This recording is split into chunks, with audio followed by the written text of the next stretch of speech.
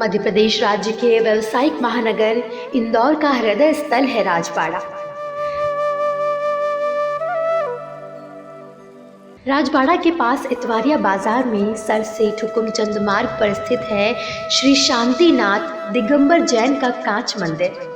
अपने अनूठे स्थापत्य, कांच की सुंदरता, साज सज्जा और धार्मिक एवं दार्शनिक दृश्य चित्रकारों के लिए ये मंदिर सर्वविख्यात है।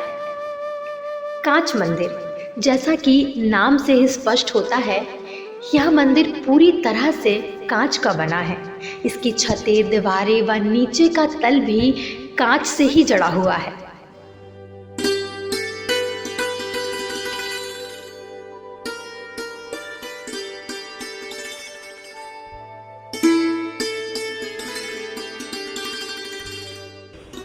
इस वक्त हम आ गए हैं शीश महल के अंदर।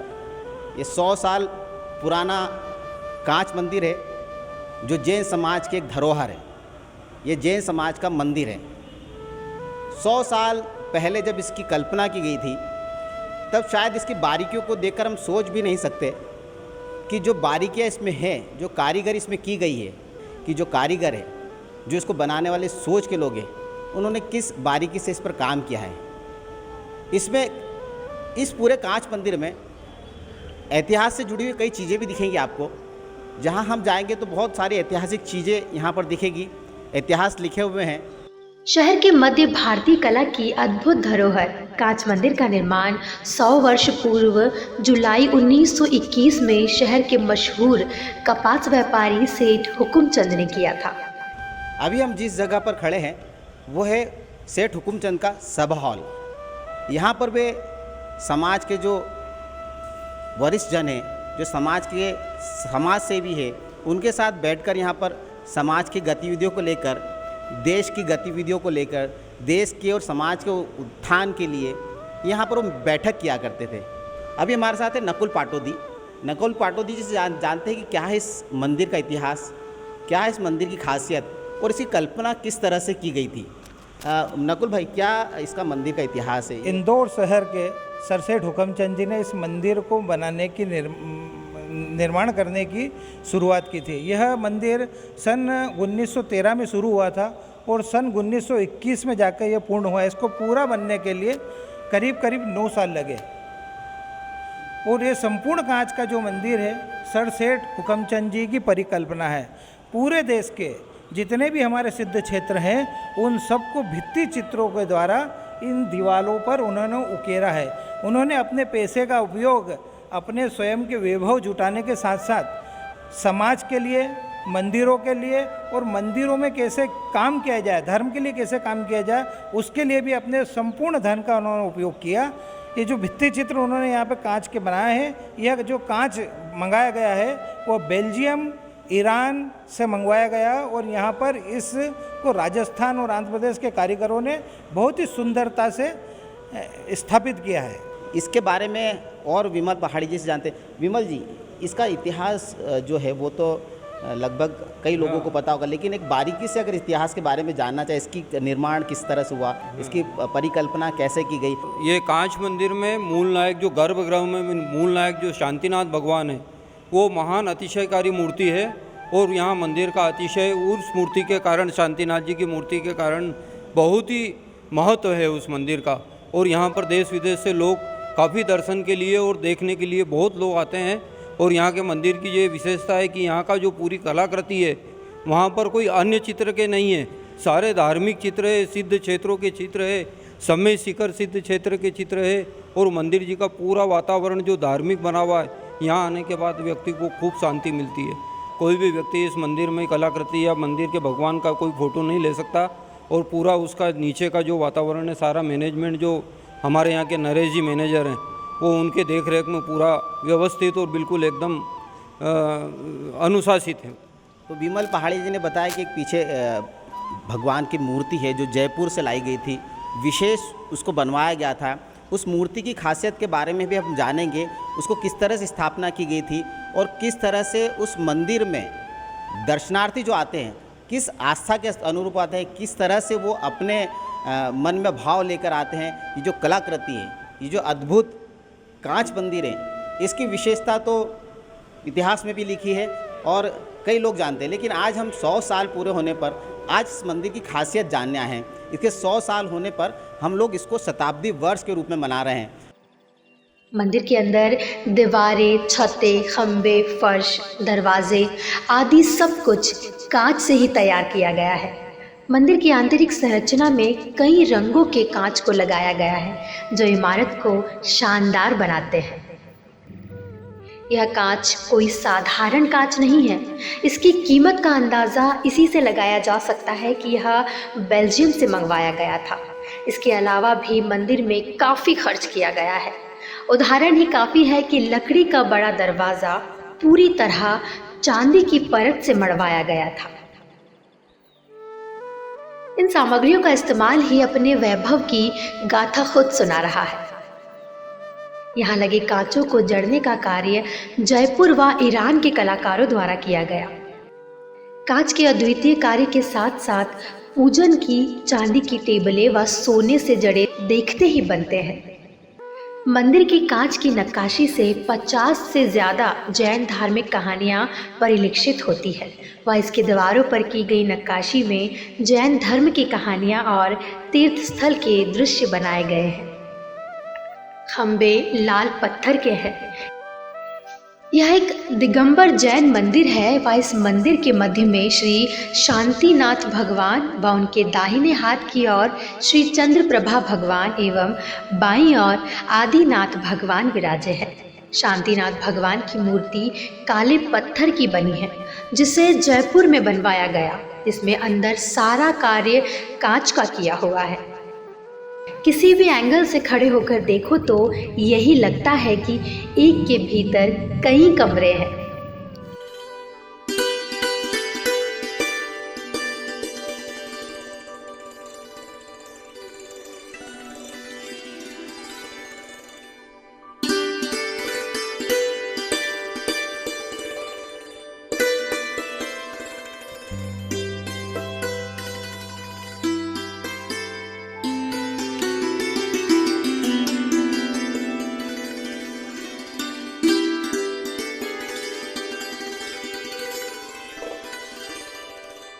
आज हमारे साथ कुछ दर्शनार्थी भी हैं, श्रद्धालु भी। उनसे जानते कि क्या है इसके मंदिर की खासियत और आपकी आस्था किस तरह से हुई।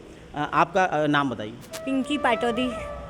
पिंकी जी, ये जो मंदिर है ये इतिहास में आप बचपन से इसको देखते आ रहे होंगे, आप मंदिर में दर्शन के लिए आते होंगे। क्या आस्था है, किस तरह से आप जब यहाँ आते तो किस तरह से महसूस करते हैं यहाँ पर? सुबह पहली मैं आ जाती हूँ यहाँ पर। सबसे पहले प्रभु के दर्शन करती हूँ, पूजा करती हूँ, पाठ करती हूँ।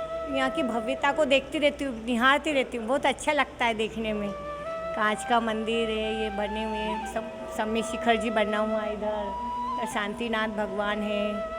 यहाँ पर हमें बहुत अच्छा लगता है। ये चमत्कारी मंदिर है और शांतिनाथ भगवान का मंदिर है। यहाँ आके शांति ही शांति मिलती है हमें और हमें बहुत अच्छा लगता है यहाँ पर। शुरू से ही देखा, एक विशेष रुचि रहती है यहाँ पर आने की। हमारी ही नहीं, इंदौर के आसपास के जितने भी क्षेत्र में जितने भी युवा हैं, दर्शन के अंदर यहाँ पे भक्ति पूजा होती है और बहुत सा आनंद ठाट बाट से यहाँ पे किया जाता है और एक अलग ही अनुभव मिलता है यहाँ पे अपने को पूजा भक्ति करने का।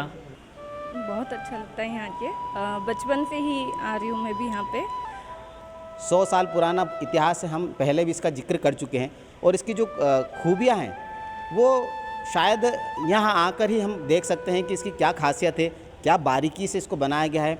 हमारे पीछे आप देख सकते हैं पूरे इतिहास की कलाकारियाँ इस मंदिर में दिखाई गई है। लोग दर्शन के लिए तो आती हैं, इस जगह को निहारते हैं, बारीकियों को देखते हैं, घंटों इस चीज़ को बारीकी से देखते रहते हैं। हमारे साथ और भी कई लोग हैं, दर्शनार्थी हैं, युवा हैं और कई लोग यहाँ पर दर्शन के लिए आए। कुछ लोग यहाँ पर देखने आए इस जगह को। आपका नाम बताइए। मीना पटेल। तो आप इस जगह को कितने साल से देख रहे हो और इसकी खासियत और खूबसूरती के बारे में आप क्या कहना चाहेंगे? हम लोग गुजरात से हैं, वैसे 8 साल से इंदौर में रह रहे हैं इधर। तो अभी तो हम लोग जब भी गेस्ट आते हैं तो उनको लेके इधर घूमने आते हैं बस। तो मतलब आपको ये ऐतिहासिक चीज़ बहुत लुभावनी लगती है? हाँ, अट्रैक्टिव है बहुत। श्री जी को विराजने की नक्काशी, डार, चौकियाँ अपनी भव्यता, सुंदरता खुद बयां करती है।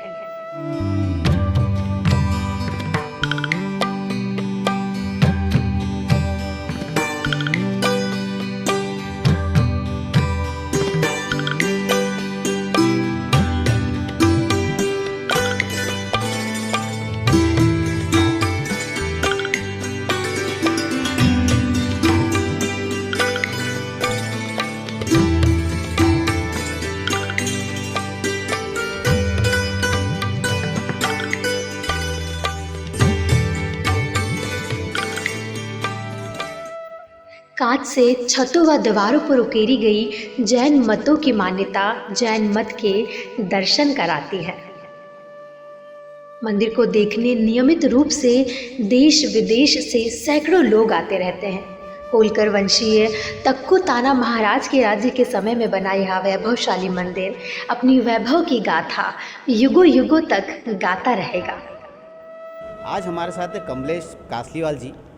इनके परदादा की एक परिकल्पना है, उनकी सोच थी जो 100 साल बाद भी आज वैसी की वैसी है। कमलेश जी, इसका निर्माण किस तरह से किया गया था और क्या परिकल्पना के तहत इसको बनाया गया था? ये सेठ साहब की परिकल्पना थी कि मैं एक ऐसा भव्य मंदिर बनाऊं जो समाज के लिए और विश्व में एक प्रतिष्ठित मंदिर बने।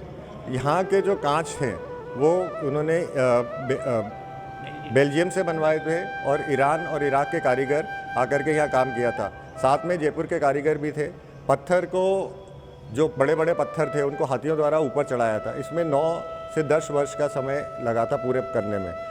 इसके आर्किटेक्ट वो खुद थे और इसमें जो धर्म के भावना प्रतीत करी वो नाथूलाल जी साहब पंडित जी ने करी, शास्त्री नाथूलाल जी ने का। इस मंदिर को बनाने में काफ़ी पैसा खर्च हुआ है, लेकिन इसका रख रखाव जो है आज भी वैसी होता है। इसके रख रखाव का खर्च कैसे चलता है? सेठ साहब की सोच ये थी कि ये अपने आप में सक्षम रहे, समाज देना चाहे तो ठीक है, नहीं तो इन्होंने एक धर्मशाला का उपयोग निर्माण किया गया जिससे धर्मशाला के किराए और इससे इसका रख रखाव किया जाता है। तो यह हमारे साथ है कमलेश कासलीवाल जी, जिनका कहना है कि उनके परदादा की परिकल्पना थी। उस समय आर्किटेक्ट स्वयं थे, इसका जो निर्माण किया गया था उनके स्वयं के निर्देशन में किया गया था। बड़े बड़े पत्थरों को हाथियों के द्वारा ऊपर पहुँचाया जाता था और इसकी जो बनावट है वो बेल्जियम के जो ईरान के कारीगर थे उनके द्वारा की गई थी। पत्थर की जो नक्काशी ये भी बाहर बेल्जियम के कांच पत्थर है। तो हम इस चीज़ की परिकल्पना को अंदाज़ा लगा सकते हैं कि सेठ हुकुमचंद का 100 साल पहले क्या सोच रही होगी। सेठ की सोच, चिंतन और दानवीरता उनके जाने के 60 वर्षों बाद भी जिंदा है। हर व्यक्ति चाहता है कि एक इंदौर की पहचान को, इंदौर की एक जो ऐतिहासिक इमारत है या जो पूर्वजों ने जो उनके बनाए हैं, जो खूबसूरती से कारीगरी की है, उसको लोगों तक पहुंचाएं और दिखाएं। इतिहास के पन्नों में ये कांच मंदिर दर्ज है। कैमरामैन सौरभ पवार के साथ योगेश राठौर, वंदे भारत, इंदौर।